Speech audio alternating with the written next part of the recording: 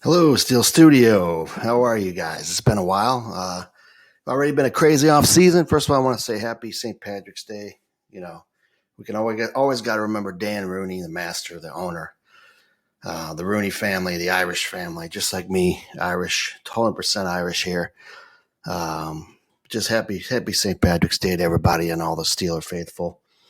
We love the city. We love the team. And the Steelers are doing a lot. They're not sitting back in the tape. They're making some moves. No, they're not the higher end moves, but they're good moves. And we're not done yet. We're not done. We have about 15 million in cap space, and we could easily create more with the likes of a couple extensions. Easily could get it up to 30 million if we, for somebody we really want. And that's what Omar said. If there's somebody that's going to improve our team, we're going to go get them. I still expect some things to happen. And we'll go over those at the end here, but let's just go over what's happened so far. Cam Sutton went to Detroit. Hated to see that. The guy's good. He's good inside. He's good outside. But he's not great. He's not great at either. But I would have loved to have had him back. But I'm not sure why he took the money and ran. But I guess we just didn't. We had a price set, and he wasn't what we thought.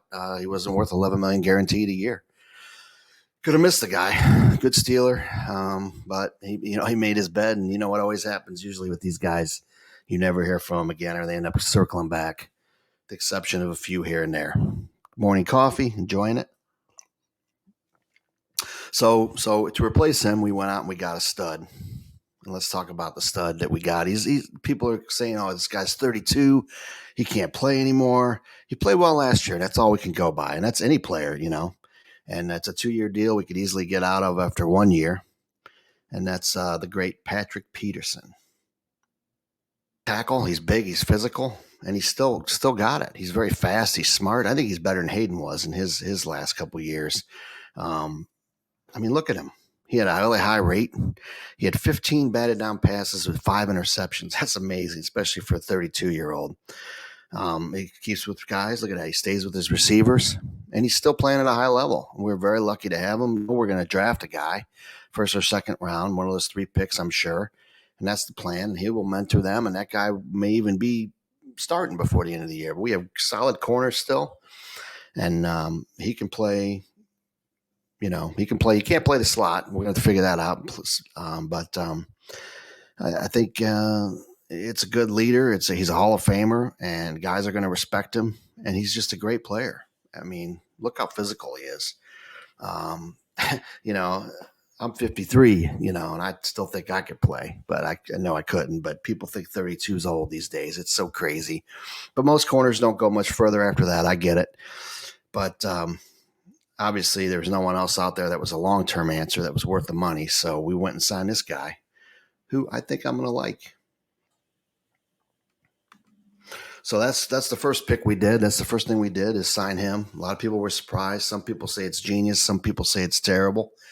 I think it was great. And another thing we did was we brought back Ogunjobi. That was huge. Ogunjobi, Larry O is a Steeler. I think he realized where he was. He wanted to be there. He made such a difference last year. We went from 32nd to 6th in run defense. And we're going to add some youth there too. So these guys don't have to play as much. And Larry O is a little step below 2, in my opinion. And he could be just as good if he's healthy. He wasn't healthy all year. The team knows this better than anybody. And I think he is a good player to bring back. And it's always underrated when you bring your own guys back because people don't, we already had a guy. So it's not the shiny new toy. It's not as exciting, big of a story as somebody signing some dude for $17 million. It's not worth it. I looked his stats up, and his stats were just as good as that Tomlinson guy the Browns are paying 17 million. He had 2 sacks. Ogunjobi had 1.5. The stats are basically the same. And their run defense was 23rd against the run. Minnesota's was. So you tell me.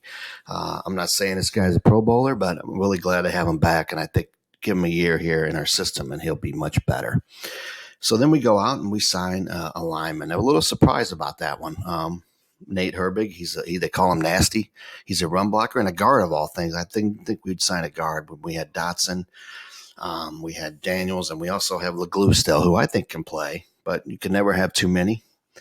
And this guy is a big, young, 24-year-old stud monster. Here he is against us, as a matter of fact, making some blocks. he can hold his own. He can set the edge, and look at that. Look at the hole there. The guy's so tough, man. He's underrated. He was with Philly. He was with the Jets, and he played every game. He's just a mauler. He's not going to be a great athletic guard, but he holds his own. He sets his feet, and I think he's an improvement over what we have, and he's certainly depth if not, and we need it. I think he'll play left with us possibly. He'll compete with Dotson for the starting role. But I like this guy. He's tough. He says he'll play any position on a team, even punter. I like that. That's crazy.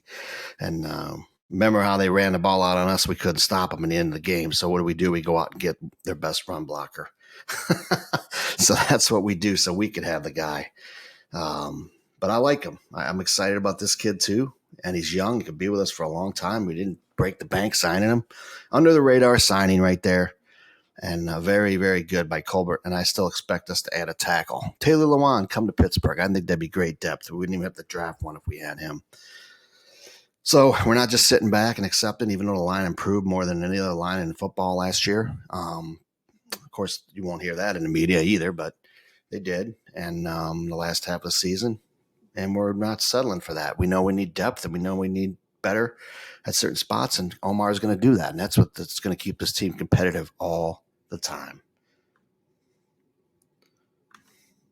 So then there was that. So that's not the only thing we really did on offense. And then we go to the defense again, and we let Devin Bush go, of course, and we signed a kid from the Washington that I had never even heard of. I to be honest, but Cole Holcomb is a monster. After watching his tape, he got hurt last year, so he wasn't in a lot of rankings. NFL.com had him like 44th for their free agents, and basically it was saying this kid 5 years ago would have been top 10, but inside linebackers aren't valued like they used to be, which is crazy. And we got him, and he's a stud. So here he is. He's got a little mullet. He's a tough kid, but he's fast. He's got his shuttle time and all his look him chase down this running back and cause a fumble there.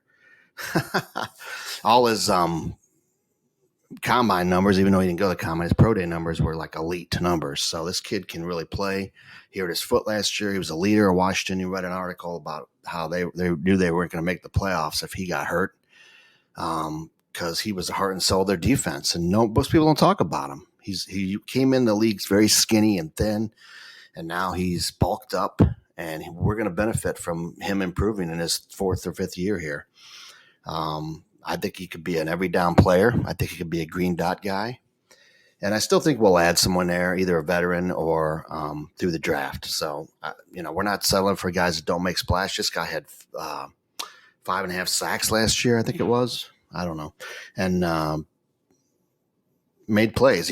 We had no splash from our linebackers, and no sacks, no tackles for loss. And you need that in this defense. So that's why we went and got this guy. Let's watch some more tape here of him. He's just always around the ball. That's what they say about him. He's a ball hawk. He's always a rare. He's like a little nuisance, but he's tough, and he's got an attitude. I think he'll love being a Pittsburgh Steeler. Look at that, pick 6. See, I never even heard of the guy, but he's apparently really good. This is last year's tape. This guy's a stud. Very excited about that. I didn't see Bush or Jack doing that, even though I love Jack as a person. I didn't see him doing that last year, and that's what we thought we were going to get. So very good signing, very good sign. We paid him a little more than I thought we would, but that's the going rate right there for those guys. And, $6-7 million a year, and I think he'll be good, and he'll be a Steeler for a long time. I'm excited about him. So we did let Miles Jack go. That bothered me because I love the guy. I thought he was a good player. I thought he was going to be better than he was. He had injuries too, like Ogunjobi, but he wasn't worth $11 million, so we let him go. Maybe he'll circle back as depth, but his career could be over too. He's had injuries to his knee, his groin. And some guys are just done, and you never know. We gave him a shot. We paid him. He made money, and we wish you the best of luck, sir. And then we go out and we sign another linebacker that I didn't know much about either. And this guy, we also let Spillane go. He went to the Raiders for way too much money, and in my opinion. And we signed another guy, Landon Roberts. let's look at what he makes plays. This guy's always around the ball as well. He's more of a run stopper. He doesn't cover very well. He's kind of a two-down guy, like Spillane should have been, because let's face it, Spillane wasn't great in coverage. But Atlanta Roberts be an upgrade over Spillane, I believe. And who knows? Maybe him and Cole Holcomb will be the guys. But we also, we have Robinson coming up. He's very similar to Marcus Robinson, but has played a lot more, and he's made plays. There you see him scoring a touchdown. I mean, no, that wasn't him. That was somebody else scoring a touchdown. I don't know why they put that in the highlights.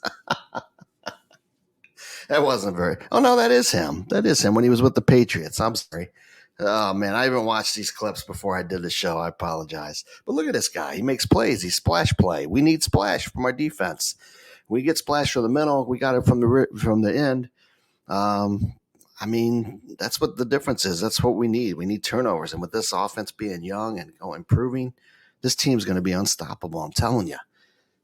Let's watch some more. There he goes. Look at that. That's with the Dolphins. He did the same thing. I didn't realize this guy was this good. I didn't see Miles Jack or Bush doing that their whole career. So Bush might have had a couple fumbles and interceptions his rookie year, but that was it, man. So very good. Nice. Wow, look at that.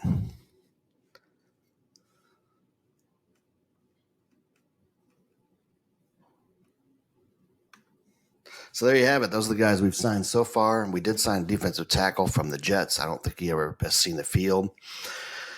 But he's a good player. And very excited about the guys we've signed, as I've said 15 times. We still have a lot of guys that are unsigned. And I'm surprised I haven't signed Miles Boykin, Derek Watt. We still, I think, need a safety. We brought Kazee back. I didn't mention that. That's another great signing. But Boykin, I think we need to bring back. Derek Watt, I would like to have back. Just keep the Watt family together. He needs to play for a little less, though. Both of them are great on special teams. Benny Snell, take it or leave it. But I like Benny. If he wants to come back for a minimum, come back.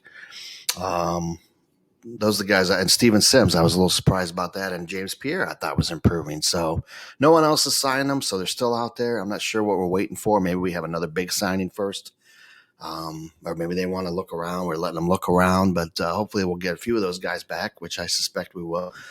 And we'll add more. And I think we still have cap room. I think we could add a safety. We could add another inside linebacker, maybe a tight end. There's a great tight end draft, which we'll be previewing pretty soon. I don't like to do that too early. But where we're at right now, I think we're better than we were last year. We just need to get a couple more pieces and then load in this draft. And we will be a better team, deeper team, and you'll see. Have faith. Omar's not making the team worse. We're not trying to save money or anything. We're always going to be at the cap, and we're going to be fine. So I also think we could sign a backup tackle or draft one to compete with Dan Moore and to be right there with depth, and our line will grow together, and it's going to be good for a long time. So that's what I got this week. We'll preview possibly next week if we have more action next week. It was a busy week. Okay, good luck to the guys that aren't Steelers anymore. And hopefully another one we bring back is Bud Dupree. I'd love to see that. So as a third. Hey, God bless you, Steeler Nation. Appreciate you putting up with me. And please subscribe and like and comment. I want to know who you think we should sign or who we should have signed and who we should sign. All right, guys. Thank you.